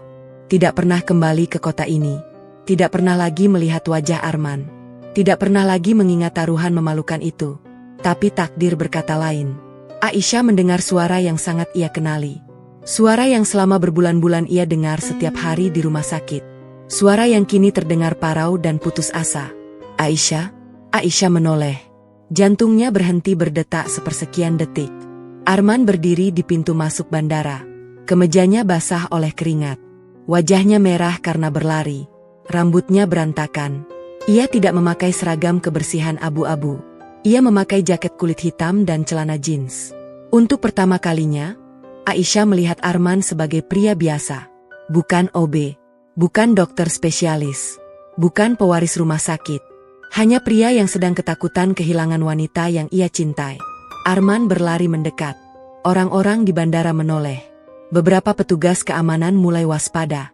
Tapi Arman tidak peduli. Ia berlari hingga tepat di depan Aisyah, lalu berhenti. Dadanya naik turun. Matanya merah seperti habis menangis. Aisyah berdiri. Wajahnya dingin. Tidak ada senyum. Tidak ada air mata. Hanya dinding tebal yang ia bangun untuk melindungi hatinya. Apa yang Anda lakukan di sini, Pak Arman? Atau saya harus memanggil Anda Dokter Arman? Atau Tuan Putra pemilik rumah sakit? Saya tidak peduli. Saya sudah mengundurkan diri. Saya bebas. Arman menggeleng. Tidak, Aisyah. Kau tidak bebas. Kau tidak akan pernah bebas selama kau masih membawa luka masa lalu di hatimu. Aisyah tersentak. Apa maksud Anda? Arman menarik napas panjang. Suaranya kini tenang, meskipun matanya tetap berkaca-kaca. Aku tahu kau marah. Aku tahu kau merasa dipermainkan. Aku tahu kau pikir aku sama seperti Raka.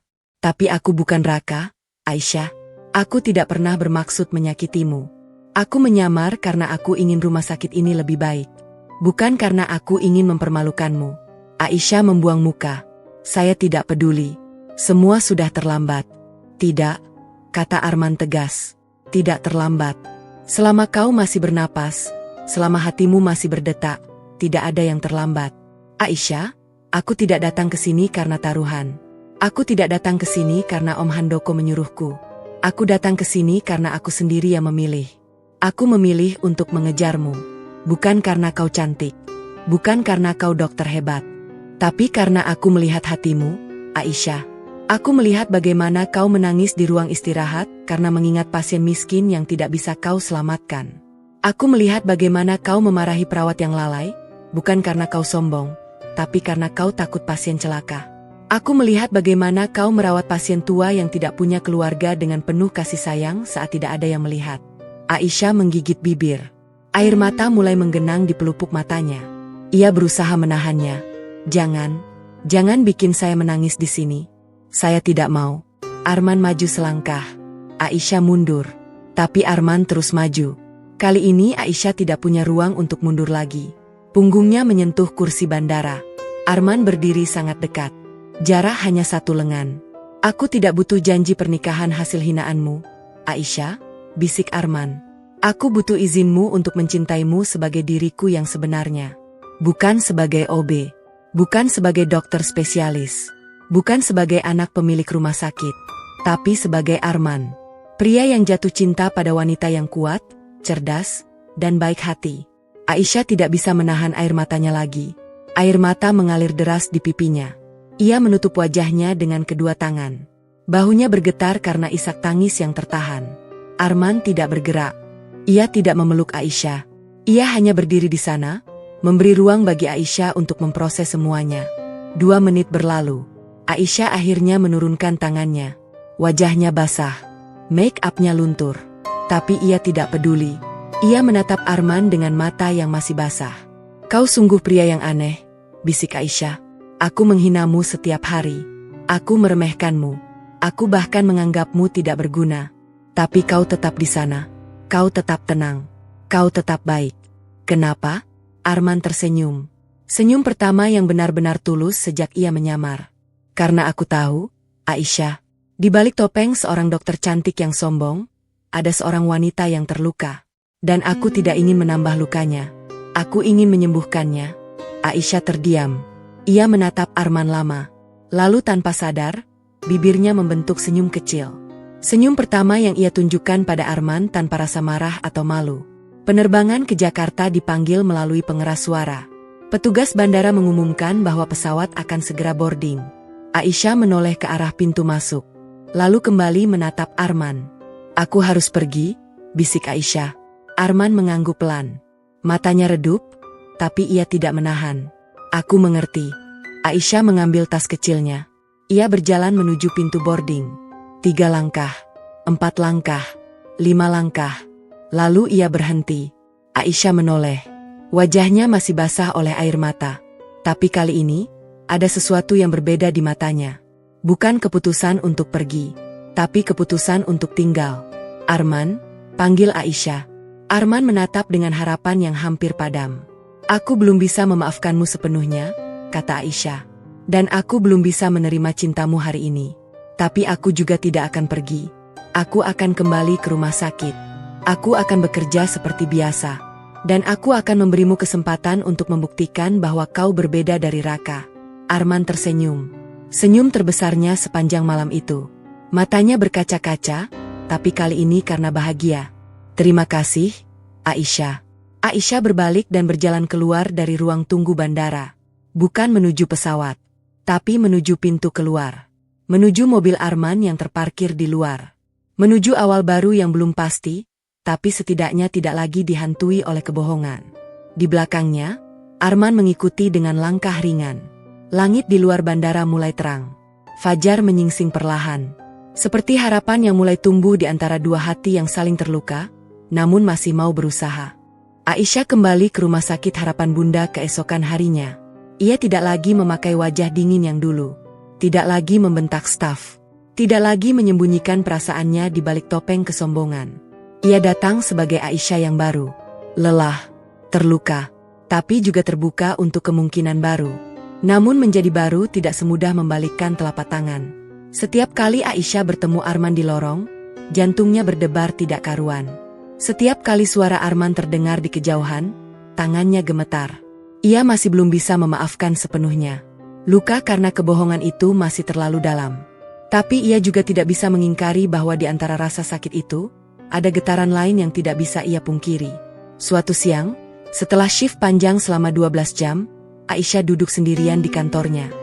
Ia menatap tumpukan berkas pasien yang belum selesai. Pikirannya kacau. Lalu pintu terbuka.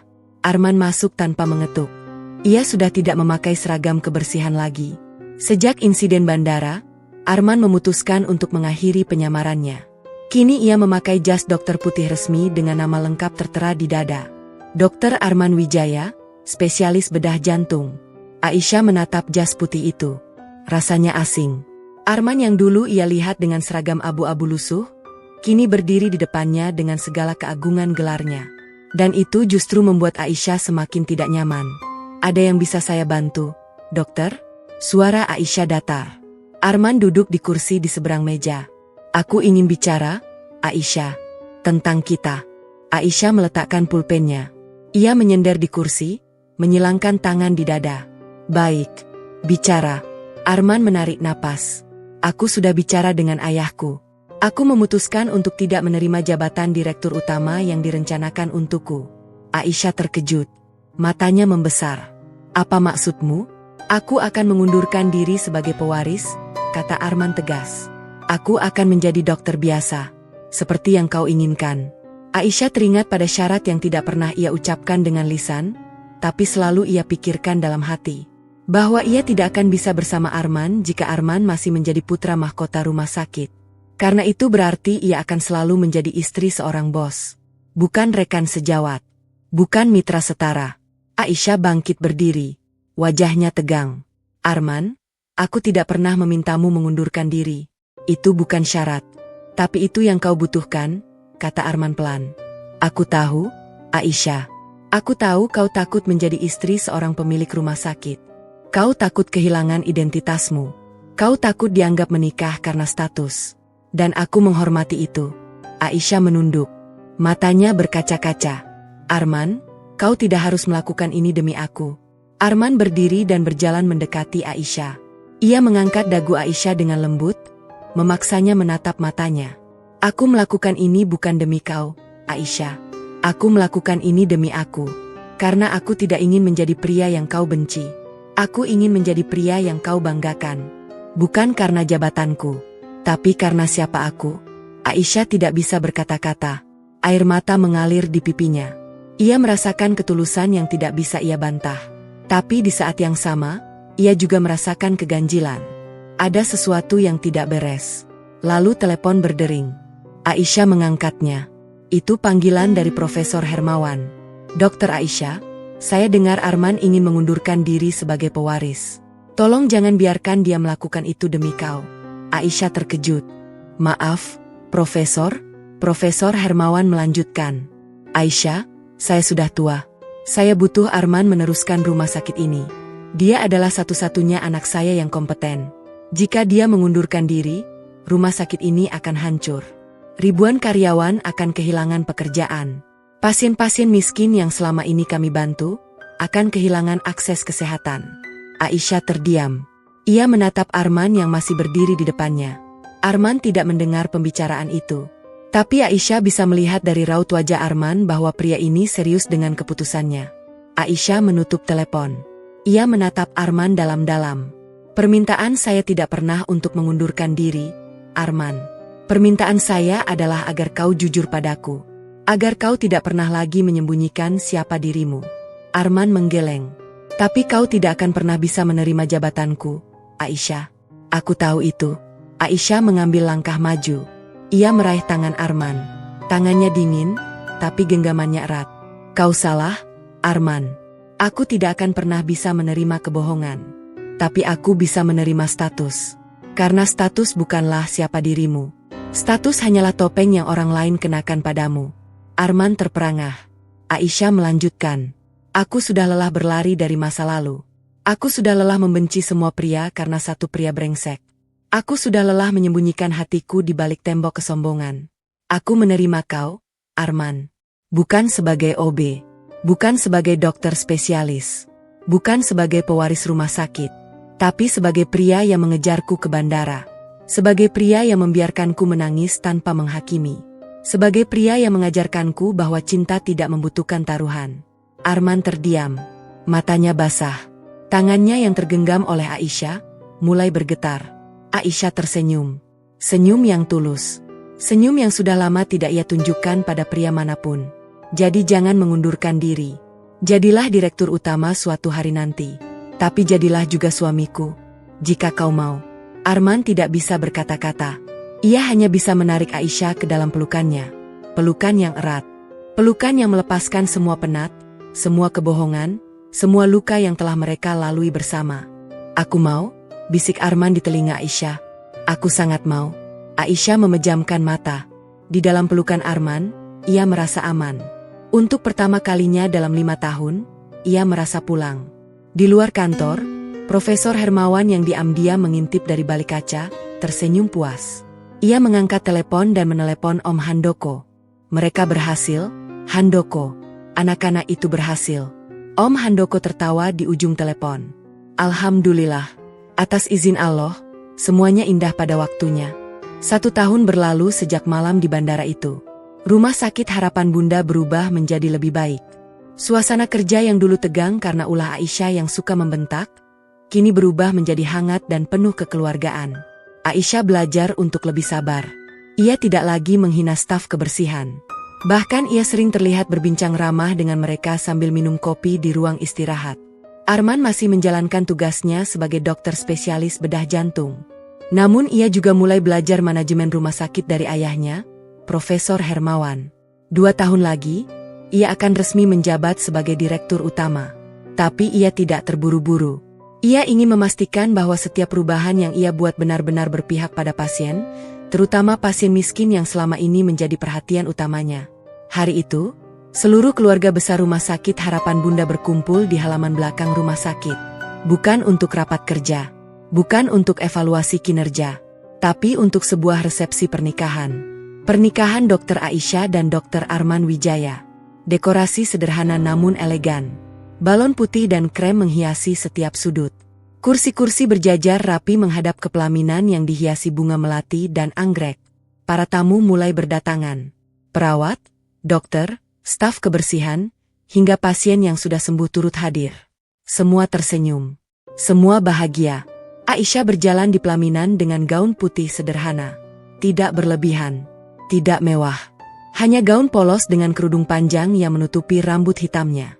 Wajahnya berseri-seri. Tanpa riasan tebal. Tanpa polesan berlebihan. Ia ingin tampil sebagai dirinya yang asli. Bukan sebagai dokter cantik yang sombong. Tapi sebagai Aisyah yang telah menemukan cinta sejati. Arman berdiri di pelaminan dengan setelan jas hitam. Wajahnya tampan, namun yang paling menonjol bukanlah ketampanannya. Melainkan senyumnya. Senyum yang penuh ketulusan. Senyum yang sama seperti saat ia masih menjadi OB dulu. Senyum yang tidak pernah berubah meskipun statusnya berubah drastis. Penghulu membacakan akad nikah dengan suara lantang. Aisyah menjawab dengan suara mantap. Ijab kabul berjalan lancar. Tidak ada halangan. Tidak ada keraguan. Setelah sah, Arman mencium kening Aisyah pelan. Seluruh tamu bertepuk tangan. Beberapa perawat senior menangis haru. Acara resepsi berlangsung meriah. Hidangan sederhana namun lezat disajikan. Tawa dan canda terdengar di mana-mana. Di tengah keramaian, Om Handoko berdiri dengan mikrofon. Wajahnya cerah. Rambutnya yang putih disisir rapi. Ia tersenyum ke arah Aisyah dan Arman. Anak-anak, panggil Om Handoko. Semua tamu terdiam. Aku punya kejutan untuk kalian berdua. Om Handoko mengambil ponsel dari sakunya. Ia menekan tombol. Lalu sebuah video diputar di layar proyektor yang tiba-tiba muncul di samping panggung. Semua mata tertuju ke layar. Video itu memperlihatkan ruang gawat darurat 1 tahun lalu. Aisyah berdiri dengan wajah merah padam, menunjuk ke arah seorang pria dengan seragam kebersihan abu-abu. Arman. Suara Aisyah terdengar jelas dari rekaman itu. Baiklah, Pak Arman. Saya akan menikahi Anda, jika Anda mampu menyelamatkan pasien yang sekarat tersebut. Seluruh ruangan bergemuruh dengan tawa. Aisyah menutup wajahnya dengan kedua tangan. Wajahnya memerah seketika. Arman tertawa lepas. Ia merangkul Aisyah dan mencium keningnya lagi. Om Handoko terus memutar video itu hingga akhir. Saat Arman berhasil menyelamatkan pasien, dan Aisyah terpana, semua tamu bersorak. Itu adalah tontonan yang paling menghibur sepanjang resepsi. Om Handoko meletakkan mikrofon. Ia menatap Aisyah dan Arman dengan mata berkaca-kaca. Aku minta maaf atas semua rekayasa yang aku lakukan. Tapi lihatlah hasilnya. Kalian berdua sekarang bersama. Dan aku tidak menyesal. Aisyah berdiri. Ia mengambil mikrofon dari Om Handoko. Suaranya bergetar, tapi ia berusaha tegas. Om Handoko, saya marah sekali waktu itu. Saya merasa dipermainkan. Tapi sekarang, saya bersyukur. Karena dari hinaan itu, saya belajar untuk tidak menilai orang dari penampilannya. Saya belajar bahwa cinta tidak bisa dipaksakan dengan taruhan. Tapi cinta juga bisa tumbuh dari hal yang paling tidak terduga. Arman berdiri di samping Aisyah. Ia meraih tangan istrinya. Gilirannya bicara. Aku dulu hanya ingin menilai kinerja rumah sakit. Aku tidak pernah bermaksud jatuh cinta. Tapi Allah berkehendak lain. Dari seorang wanita yang awalnya menghinaku, aku menemukan pendamping hidup yang paling berharga. Terima kasih, Aisyah. Terima kasih telah mau menerimaku. Bukan sebagai OB, bukan sebagai dokter spesialis, bukan sebagai pewaris rumah sakit, tapi sebagai Arman. Aisyah menatap suaminya. Matanya basah. Dan kau, Arman? Terima kasih telah mengajarkanku bahwa tidak semua pria sama. Terima kasih telah sabar menghadapi sifatku yang buruk. Terima kasih telah mengejarku ke bandara. Terima kasih untuk segalanya. Arman tersenyum. Kalau tahu kau sebaik ini hati nuranimu, aku tak perlu menyamar. Aisyah tertawa. Kalau tahu kau dokter spesialis, aku tak akan berani bertaruh. Mereka berdua tertawa bersama. Seluruh tamu ikut tertawa. Pelukan, ciuman, dan ucapan selamat membanjiri kedua mempelai. Di sudut ruangan, Profesor Hermawan dan Om Handoko duduk berdampingan. Keduanya tersenyum puas. Om Handoko menepuk pundak Profesor Hermawan. Kita berhasil, Hermawan. Keluarga kita sekarang lebih lengkap. Profesor Hermawan mengangguk. Iya, berkat kegigihan Arman dan ketulusan Aisyah. Semoga mereka bahagia selamanya. Matahari sore mulai turun di ufuk barat. Langit berwarna jingga keemasan. Angin sepa-sepa membawa aroma bunga melati dari pelaminan. Aisyah dan Arman berdiri di depan pintu keluar, melepas para tamu satu persatu. Wajah mereka berseri-seri. Bahagia yang tidak bisa diungkapkan dengan kata-kata. Malam harinya, di rumah baru mereka yang sederhana namun hangat, Arman dan Aisyah duduk berdua di teras. Bulan purnama bersinar terang. Bintang-bintang bertabur di langit. Aisyah menyandarkan kepalanya di bahu Arman. Arman, apakah kau menyesal menikahiku? Arman mencium rambut Aisyah. Tidak pernah. Kau adalah keputusan terbaik dalam hidupku. Meskipun awalnya dari sebuah hinaan. Aisyah tersenyum. Hinaan yang berubah menjadi doa. Arman mengangguk. Hinaan yang berubah menjadi cinta. Mereka berpelukan di bawah sinar bulan. Dua hati yang dulu terpisah oleh ego dan prasangka, kini menyatu dalam ikatan suci. Dan dari kisah penghinaan seorang dokter cantik kepada seorang OB rumah sakit, lahirlah sebuah keluarga baru yang akan terus menyebarkan kebaikan. Bukan dengan hinaan, bukan dengan kesombongan, tapi dengan cinta yang tulus. Cinta yang datang dari tempat yang paling tidak pernah mereka duga.